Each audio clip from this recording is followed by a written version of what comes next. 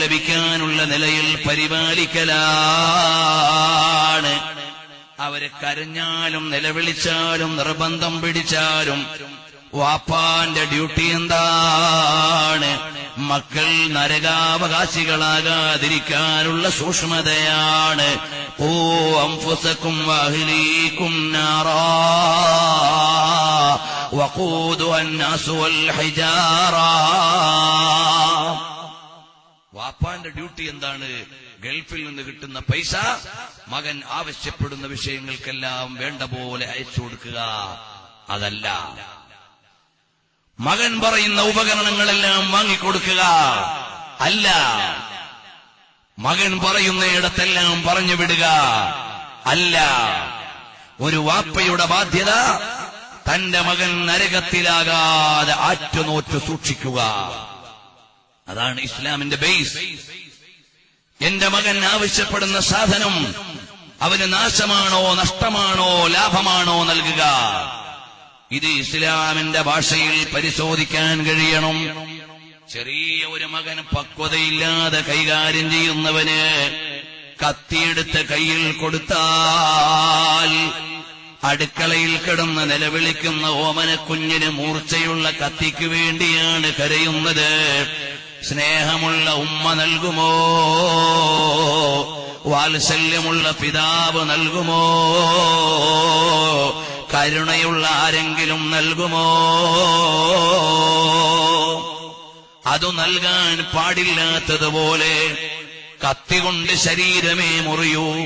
അതേ സമയത്ത് ചിലപ്പോൾ ഹൃദയം തന്നെ മുറിഞ്ഞു പോകുന്ന തെറ്റായ വഴിയിലേക്ക് പോകാൻ ആവശ്യമായ ഉപകരണങ്ങളും ഉപാധികളും വഴികേടാവാനുള്ള സാഹചര്യങ്ങളുമാണ് നിങ്ങൾ വാങ്ങിക്കൊടുക്കുന്നതെങ്കിൽ ഉപ്പമാരെ, യഥാർത്ഥത്തിൽ നിങ്ങൾ മക്കളെ സ്നേഹിക്കുന്നവരല്ല, മക്കളെ ദ്രോഹിക്കുന്നവരാണ്.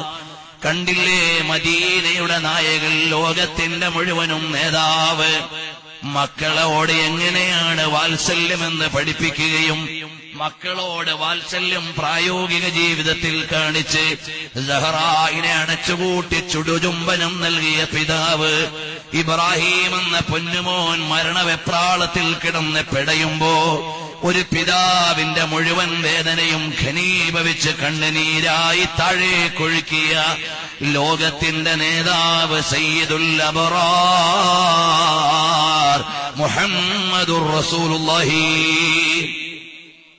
സല്ലല്ലാഹു അലൈഹി വസല്ലം തങ്ങൾ വരുമ്പോൾ വിശന്നു കറങ്ങിയ ഹസനൈനി, രണ്ടു മക്കൾ സക്കാത്തിന്റെ സ്വത്തിൽ നിന്നുള്ള കാരക്ക എടുത്ത് കടിക്കാൻ പോകുന്നു. നബി സല്ലല്ലാഹു അലൈഹി വസല്ലം തങ്ങൾക്ക് എത്ര വലിയ വാത്സല്യമാണ് മക്കളോട്. നിസ്കാരം വരെ നീണ്ടുപോയി. ഒരു മകൻ കയറിയിട്ട് പുറത്തിരുന്നപ്പോൾ ഖുതുബയിൽ നിന്ന് വരെ ശ്രദ്ധിച്ചുപോയി. ഓമന മക്കൾ നടന്നു വരുമ്പോൾ അവിടുത്തെ നാവ് പോലും ദാഹശമനത്തിന് വേണ്ടി വായിലേക്ക് ഇട്ടുകൊടുത്തു, മക്കളോടുള്ള വാത്സല്യം കൊണ്ട്. അങ്ങനെയെല്ലാം ഉള്ള നബി സല്ലല്ലാഹു അലൈഹി വസല്ലം തങ്ങൾ, പക്ഷേ എന്റെ മക്കൾ ഈ കാരക്ക കടിച്ചാൽ താൽക്കാലികമായി അവരുടെ വിശപ്പിന് ശമനമുണ്ടാകാം, പക്ഷേ അവിഹിതമായ കാരക്ക അവരുടെ പള്ളയിൽ കടന്നാൽ അത് നാളെ അവർക്ക് നഷ്ടമാണ്, കഷ്ടമാണ് എന്നാലോചിച്ച നേതാവ് സല്ലല്ലാഹു അലൈഹി വസല്ലം തങ്ങൾ താൽക്കാലികമായി മക്കളുടെ കരച്ചിൽ വകവെക്കാതെ അവരുടെ പരലോകത്തിന് കാവല് നിൽക്കുമ്പോൾ, എന്റെ പ്രിയമുള്ള ഉപ്പമാരെ, പിതാക്കന്മാരെ,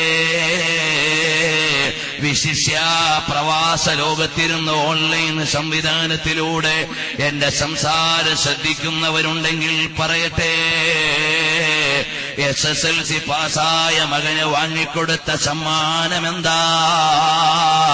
+2 പാസായ മകൾക്ക് വാങ്ങിക്കൊടുത്ത സമ്മാനമെന്താ? ഏറ്റവും ലേറ്റസ്റ്റ് സംവിധാനമുള്ള മൊബൈലാണോ, അതുവഴി അവള് നാളെ ഏതെങ്കിലും ഒരുത്തന്റെ കൂടെ ചാടിപ്പോയാൽ നിന്റെ മകൾക്ക് വാങ്ങിക്കൊടുത്തത് നരകത്തിലേക്കുള്ള കയറല്ലേ വാപ്പാ? നിന്റെ മോന് വാങ്ങിക്കൊടുത്തത് നാശത്തിലേക്കുള്ള കയറല്ലേ വാപ്പാ? എന്തേ ആലോചിക്കാനില്ലാത്തത്? വാത്സല്യത്തിന്റെ പേരിൽ വിഷമാണോ നൽകുന്നത്? സ്നേഹത്തിന്റെ പേരിൽ കനലാണോ നൽകുന്നത്? പ്രണയത്തിന്റെ പേരിൽ പടുകുഴിയിലേക്കാണോ വലിച്ചിടുന്നത്? ആലോചനയില്ലാത്ത സമുദായമായി ഇന്ന് നമ്മുടെ പ്രവാസ ലോകത്തും നാട്ടിലുമുള്ള രക്ഷിതാക്കൾ മാറുമ്പോ ഫഫിറൂ ഇലല്ലാഹ്, അല്ലാഹുവിന്റെ ഒരു നിയമമുണ്ട്. മക്കൾക്ക് സ്വർഗം കിട്ടാനുള്ളൊരു വഴിയുണ്ട്. അത് മറന്നുപോയോ? ചിലപ്പോൾ ചിന്തിക്കുന്നില്ല. ഇത് കേവലം സാങ്കല്പികമായ ഒരു വിഷയം അല്ല. ഇത് സാങ്കല്പികമായ ഒരു വിഷയം അല്ല. എത്രയോ യുവാക്കൾ, യുവതികൾ അവർക്ക് കിട്ടിയ ഭൗതിക സാഹചര്യങ്ങളുടെയും വാത്സല്യങ്ങളുടെയും പേരിൽ കൃത്യസമയത്ത് ലഭിക്കാത്ത ഉപദേശത്തിന്റെ അഭാവം കൊണ്ട് നമ്മുടെ പ്രിയപ്പെട്ട മക്കള് പലപ്പോഴും വഴികേടായില്ലേ? കഴിഞ്ഞ ദിവസം എന്റെ നാടിന് സമീപമുള്ള ഒരു 17കാരനെ തേടി ഒരു പെങ്കൊച്ചു വരുന്നു ഒരു കോളേജിൽ നിന്ന്. എന്തിനാണ്? എന്റെ പള്ളയിൽ 3 മാസമുള്ളൊരു കുഞ്ഞുണ്ട്, അതിനെ സമ്മാനിച്ച 17കാരനെവിടെ? ഈ സമുദായത്തിന്റെ മകനെ തേടി വന്ന പെണ്ണാ,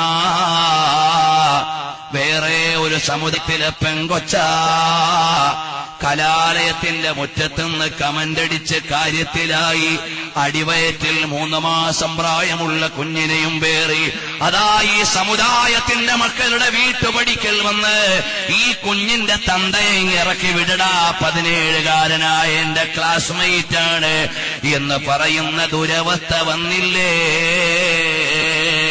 ഇതൊന്നല്ല, 2അല്ല, 3അല്ല, ആവർത്തിച്ചു വന്നാലും ചിന്തിക്കാൻ നമുക്ക് കഴിയുന്നില്ല. വാപ്പാമാര് ചിന്തിക്കണില്ല, എന്റെ മോള് ഏത് കോളേജിലാ പഠിക്കാൻ പോണേ? കള്ളിന്റെയും കഞ്ചാവിന്റെയും തോന്നിവാസത്തിന്റെയും വ്യഭിചാരത്തിന്റെയും ഹോൾസെയിൽ മാർക്കറ്റായ കലാലയത്തിന്റെ മുറ്റത്തേക്ക് എല്ലാം വാങ്ങി മോളെ പഠിക്കാൻ വിടുമ്പോ വാപ്പാക്ക് വിഷമം പോലും ഉണ്ടാവുന്നില്ല. കാരണം എന്താ? വാപ്പ സ്വപ്ന ലോകത്ത് ജീവിക്കുക, നാളെ എന്റെ മോള് സ്റ്റെതസ്കോപ്പ് ഇട്ടുകൊണ്ട് വരുന്നത് കണ്ടോണ്ടിരിക്കുക, നാളെ എന്റെ മോള് എഞ്ചിനീയറായി വരുന്നത് സ്വപ്നം കാണുന്ന വാപ്പാക്ക് ഇവിടെ നടക്കുന്ന യാഥാർത്ഥ്യങ്ങളെ കാണാൻ കഴിയുന്നില്ല, ഇവിടെ നടക്കുന്ന വസ്തുതകൾ അറിയുന്നില്ല. മലബാറിന്റെ തെരുവിലൂടെ നാണമില്ലാതെ കൂസലില്ലാതെ അതിവേഗം വാഹനം വായിക്കുന്ന എത്രയെത്ര പ്രവാസികളുടെ ഭാര്യമാരാ. എടാ, നിന്റെ ന്യായം വല്ലാത്തതു തന്നെ. നീ ഗൾഫിൽ പോയി 4 ചില്ലറ കിട്ടിയപ്പോ ആദ്യം ചിന്തിച്ചതെന്താ? ഞാനങ്ങ് ഗൾഫിലാ, മക്കളങ്ങ് സ്കൂളിലാ, പിന്നെ അവൾ ഒറ്റയ്ക്കാ, നേരം പോക്കിനൊരു ശൈത്താൻ വെട്ടിയിരിക്കട്ടെ. ന്യായം നല്ലതു തന്നെ. അതുവഴി അവളുടെ ചിന്ത മാറിയില്ലേ? അവളുടെ ന്യായം മാറിയില്ലേ? അവളുടെ വേഷം മാറിയില്ലേ? അവളുടെ സംസ്കാരം മാറിയില്ലേ? ഒന്നാം പ്രതിയാരാടാ?